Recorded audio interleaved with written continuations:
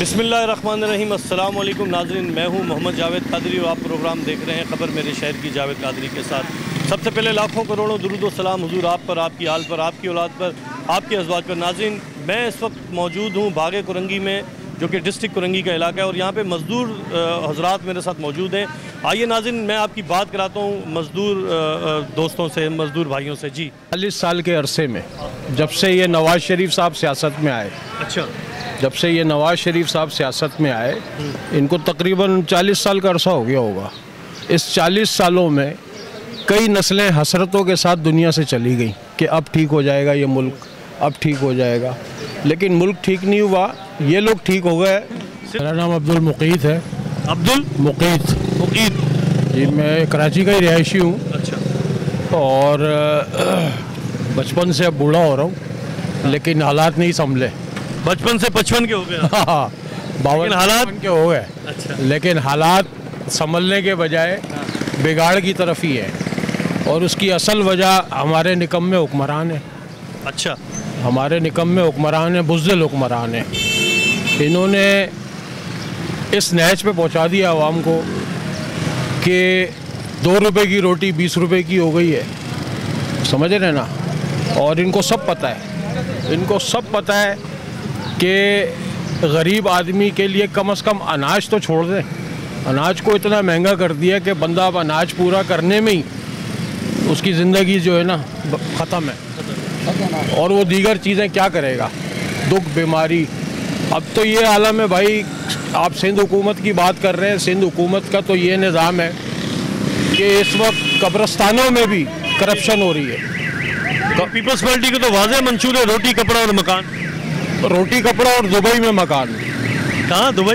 Dubai में मकान, रोटी कपड़ा।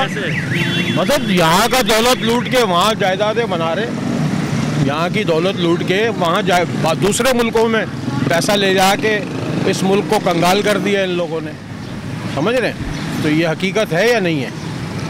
ऐसा ही है। बेहतर बेहतर, आपका तजज़िया बेहतर है। और मकसद ये कि गरीब तो मार दिया इन लोगों ने। एक दरमियाने दुनिया के अंदर लोग जो है इस वक्त बड़ी लग्जरी लाइफ गुजार रहे हैं। एक आम मज़दूर भी जो है वो गाड़ी भी ख़रीद सकता है, एक आम मज़दूर जो है वो हीरे की अंगूठी भी पहन सकता है। वहाँ का सिस्टम ऐसा है। हाँ। हमारे पास तो सोच भी नहीं सकता।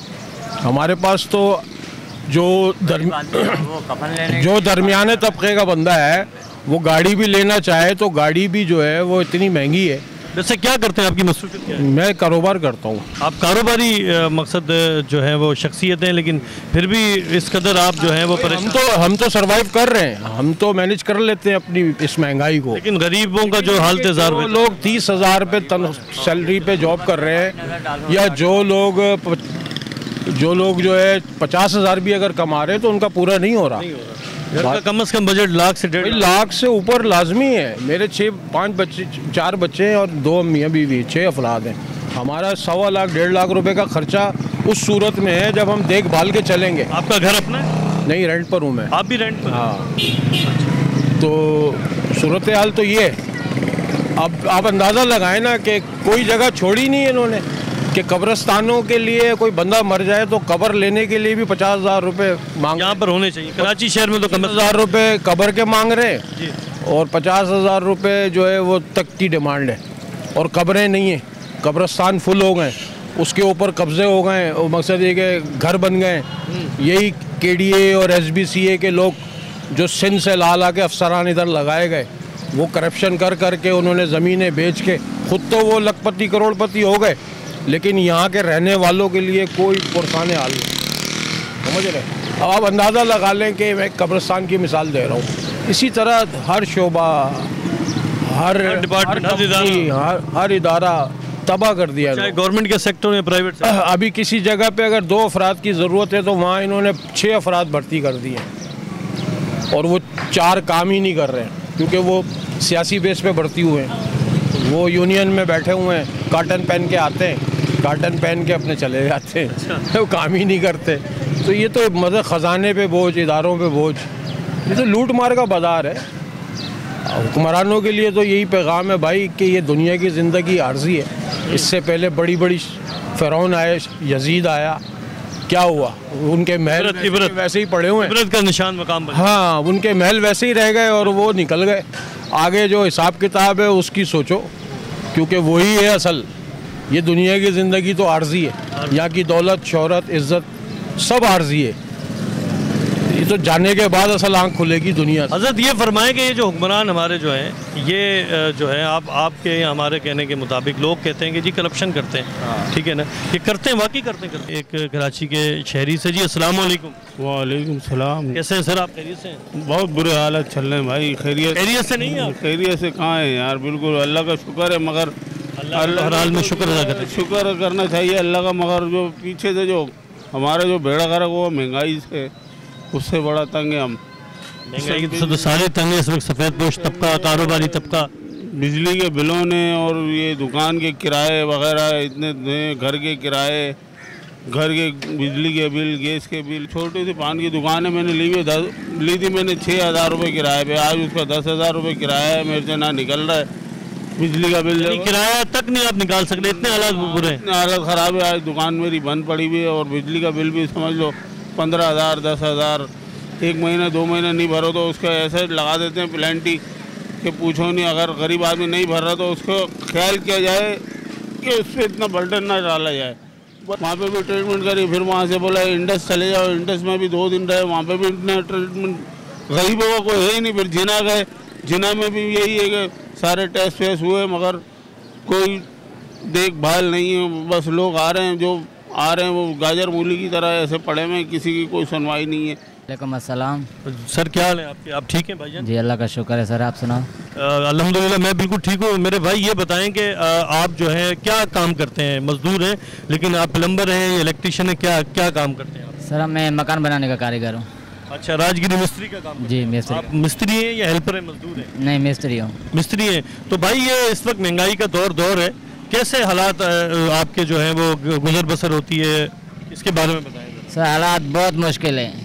हफ्ते में एक दिहाड़ी लगती है, उससे घर नहीं चलता। बच्चे पढ़ रहे हैं तो अभी उनको भी हम नहीं पढ़ा सकते, क्योंकि महंगाई इतनी हो गई है। महंगाई के हिसाब से हर शोबे की देखो ना, सैलरी बढ़ गई है, मगर हम मजदूरों का कुछ भी नहीं है। कितनी दिहाड़ी मिलती है आपको? बस 2,000 मिल रही है अभी। 2,000 2,000 मिल रहा है, वो भी हफ्ते में एक दिहाड़ी लग रही है, 2 दिहाड़ी लग रही है, और काम ही नहीं है।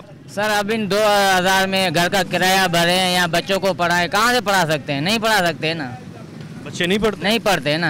अभी इसके लिए तो हम खून के आंसू होते हैं कि बच्चों को पढ़ाए या पेट पाले अपना, क्या करें। घर आपका किराए का है? जी सर, घर किराए का है। तो बिजली के बिलों के बारे में आप क्या कहते हैं? बिजली के बिल कितने नॉर्मल आते हैं, आप अफोर्ड कर सकते हैं?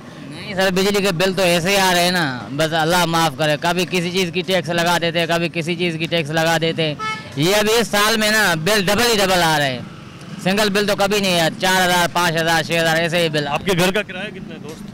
मेरे घर का किराया 9,000 रुपये सर। 9,000 रुपये किराया है आपके घर का। और बिजली का बिल कितना है? बिजली का बिल तकरीबन कभी 3,000 आ रहा है, कभी 4,000 आ रहा है, और 1,000-1,500 गैस का बिल आ रहा है।